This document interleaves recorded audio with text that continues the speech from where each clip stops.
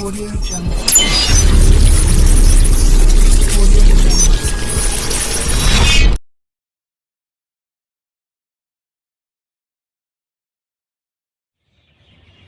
अस्सलाम वालेकुम यार, मैं हूं डॉक्टर बिलाल अहमद राना और आप लोग देख रहे हैं हैंडसम माइंड टीवी चैनल। मुझे उम्मीद है मेरे तमाम व्यूअर खैर वाफियत से होंगे और आज हम बात करेंगे कि सबसे ज़्यादा जो आपके ताल्लुक़ को बिगाड़ने वाला हथियार है वो आपकी ज़ुबान है। और अगर काली ज़ुबान जिसको हम बोलते हैं उसकी वजह से हज़ारों रिश्तों में दरार पैदा हो सकती है।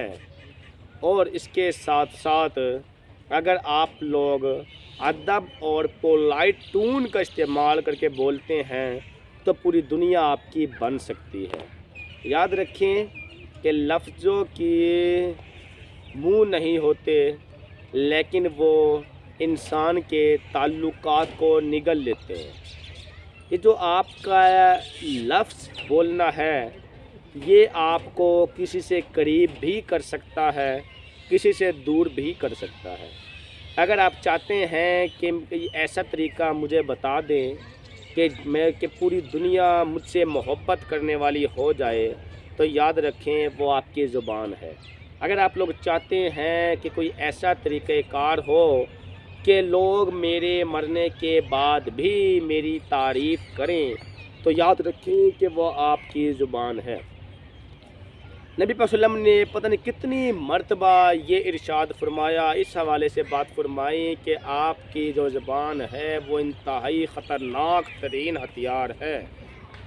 वो कई रिश्तों के दरमियान में ताल्लुक़ बना भी सकती है और कई रिश्तों के दरमियान में ताल्लुक़ ख़त्म भी करवा सकती है। आप लोगों के घरों के घर को तबाह करवाने वाली चीज़ ही आपकी ज़ुबान है और आप लोगों के दरमियान के अंदर पूरी दुनिया के अंदर आपकी चाहत पैदा करने वाली चीज़ भी आपकी ज़ुबान है।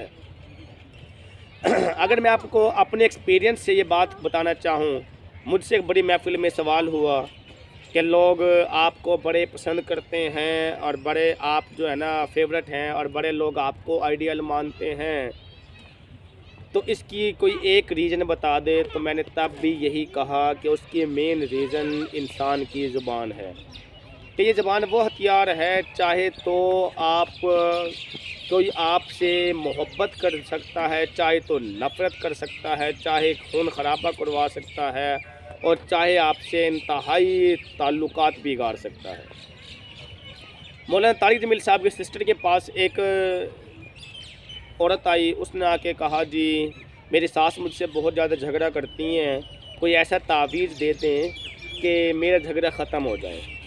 उन्होंने कागज़ दिया, उन्होंने तावीज़ बना के और उन्होंने कहा जी आपने जो है जब भी आपका झगड़ा हो तो फिर इस तावीज़ को अपने दांतों के बीच में रख लेना, मुँह नहीं खोलना है। तो वो औरत उस तावीज़ को ले गई, जब भी उसकी सास बोलना शुरू करती तो वो उस तावीज़ को अंदर मुँह के अंदर रख लेती।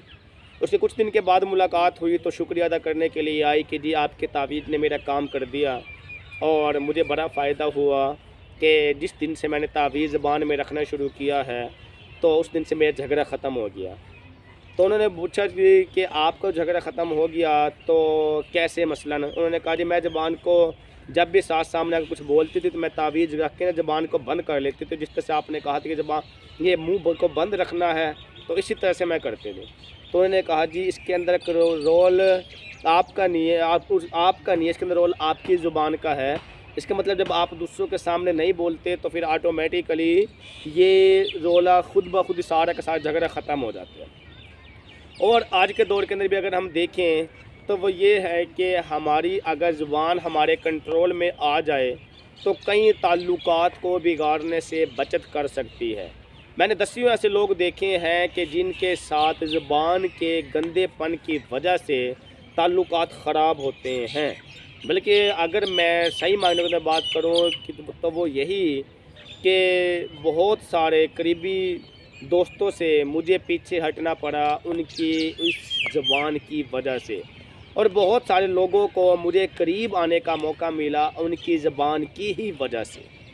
यानी मैं यहाँ पर ये बात बताना चाह रहा हूँ कि زبان آپ کا خطرناک ترین ہتھیار ہے. کسی بھی لفظ کو بولنے سے پہلے آپ لوگ تھوڑا سا سوچا کریں اس لفظ کے بارے میں.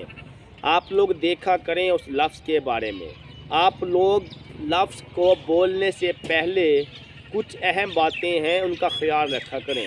نمبر 1 بات، کون سا لفظ ادا کرنا ہے. نمبر 2، کتنی مقدار میں ادا کرنا ہے. نمبر 3، کس ٹون میں ادا کرنا ہے. پولائٹ ٹون ہونی چاہیے ادب والی، شائستگی والی، یا کہ پراؤڈی ٹون ہونی چاہیے بہت زیادہ غرور و تکبر والی. کتنے لفظوں کو دوسروں کے سامنے بولنا ہے، کتنے لفظوں کو نہیں بولنا ہے. ٹھیک ہے، جب ان ساری کی ساری باتوں کا خیال رکھ کے آپ لوگ چلنا شروع کرتے ہیں تو پھر بہت سے لوگ آپ کے قریب آنا شروع کر دیتے ہیں.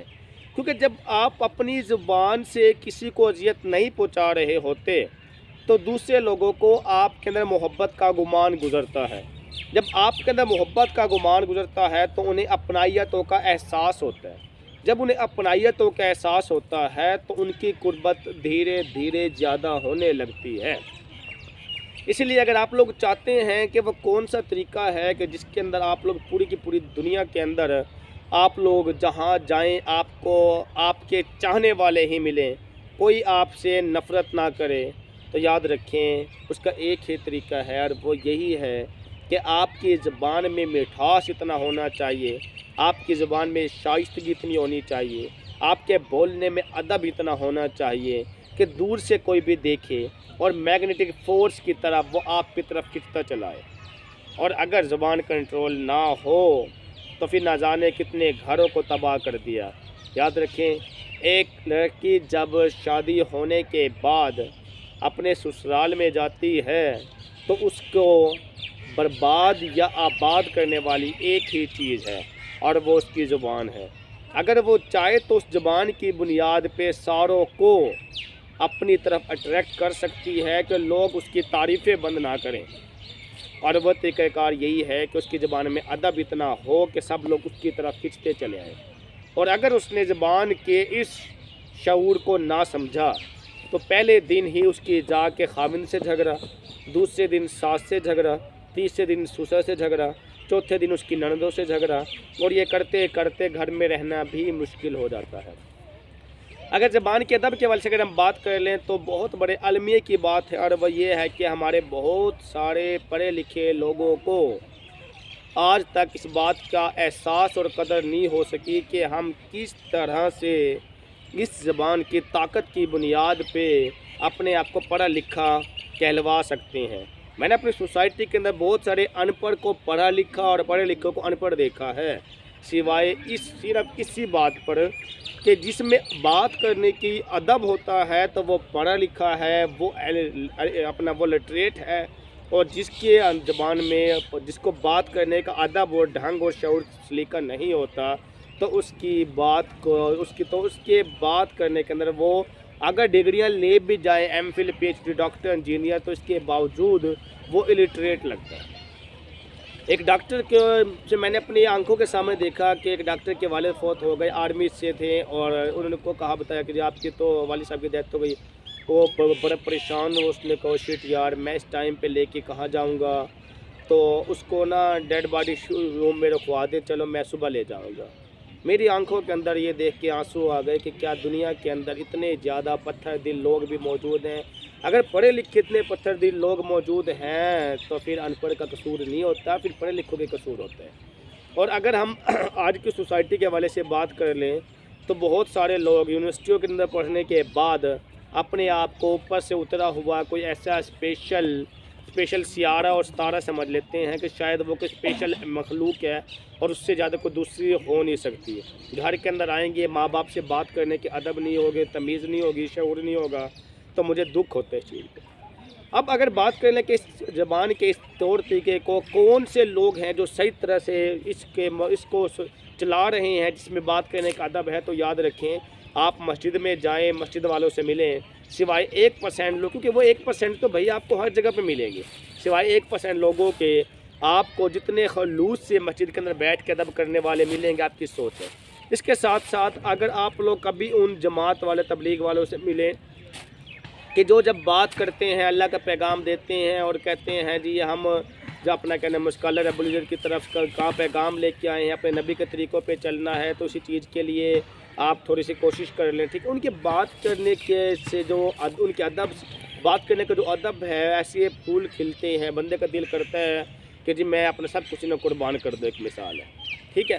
تو بات یہ ہے کہ اسی ایک چیز کے پیچھے ہی یہ سوسائٹی آپ کی ہو سکتی ہے یا آپ سے نفرت کر سکتی ہے، لیکن شرط یہ ہے کہ اگر آپ کو خیال اور اس چیز کا احساس ہو جائے تو پورا معاشرہ آپ سے محبت کرے گا۔ میں نے وہ واحد طریقہ بتایا کہ اگر آپ چاہتے ہیں کہ پوری سوسائٹی آپ سے محبت کرے تو وہ ایک ہی طریقہ ہے، اور وہ طریقہ کار یہ ہے کہ آپ اپنی زبان کو کنٹرول کرنا سیکھیں تاکہ دوسرے لوگوں کو آپ کی طرف اٹریکٹ ہونے کا موقع ملے، اور ساتھ میں آپ لوگ اپنا تھوڑا سا ٹائم دین کی طرف نکال کے دین کی طرف جانے کی کوشش کریں۔ میرے نبی پاک صلی اللہ علیہ وسلم کی زبان میں ادب اتنا تھا کہ وہ جنہوں نے پتھر پھینکے ان کو ساتھ بھی ادب اتنے پولائٹ ہو کے بات کی، جس اماں جی نے پورا کرکٹ پھینکا ان کے ساتھ بھی کتنے ادب سے بات کی، ایک مثال ہے۔ اسی لیے لوگ کھنچتے تھے، اسی لیے میگنیٹک فورس کے طور پہ میرے نبی پاک صلی اللہ علیہ وسلم رہے ہیں۔ بالکل اسی طرح سے ہمیں یہ سبق ملتا ہے کہ اگر ہم چاہتے ہیں کہ لوگ مقناطیسی قوت کی طرف ہماری طرف کھینچیں، اس کا ایک طریقہ کار یہ ہے، وہ یہ ہے کہ اپنی زبان میں ادب اور شائستگی لے کے آئیں۔ خصوصی طور پہ جب ماں باپ سے بات کرتے ہیں تو آپ کو پتہ ہونا چاہیے کہ آپ کس سے بات کر رہے ہیں۔ آپ کسی استاد سے بات کرتے ہیں، آپ کو پتہ ہونا چاہیے کہ آپ کس سے بات کر رہے ہیں۔ آپ کسی علماء دین سے بات کرتے ہیں تو آپ کو پتہ ہونا چاہیے کہ آپ کس سے بات کر رہے ہیں۔ جب آپ لوگوں کے اندر صرف یہ ایک کیفیت آ جاتی ہے تو پھر اللہ رب العزت کی قربت زیادہ ہونے لگتی ہے، اور اس قربت کی رحمت اور برکتوں کی وجہ سے آپ کے تمام تر مسائل حل ہونے لگتے ہیں، اور آپ ایک پرسکون اور خوشحال زندگی کی طرف آنا شروع کر دیتے ہیں۔ اگر آپ کو میری بات پہ تھوڑا سا بھی یقین ہے تو آپ لوگ یہ آزما کے دیکھنا، اور آزمانے کے بعد یاد رکھنا کہ میری بات میں کس حد تک دم ہے، آپ کو خود ساری سچائیاں سامنے آ جائیں گی۔ مجھے امید ہے کہ یہ ویڈیو آپ کو اچھی لگی ہوگی۔ اگر یہ ویڈیو آپ کو اچھی لگی ہو تو آپ لوگ اب ہمارے چینل کو لائک کریں، سبسکرائب کریں، ویڈیو کو اپنے دوستوں سے شیئر کریں، بیل آئیکن کو دبائیں تاکہ بر وقت آپ لوگوں تک ہمارے تمام ویڈیو موصول ہو۔ اس کے ساتھ ہی اجازت دیجیے گا، اللہ حافظ۔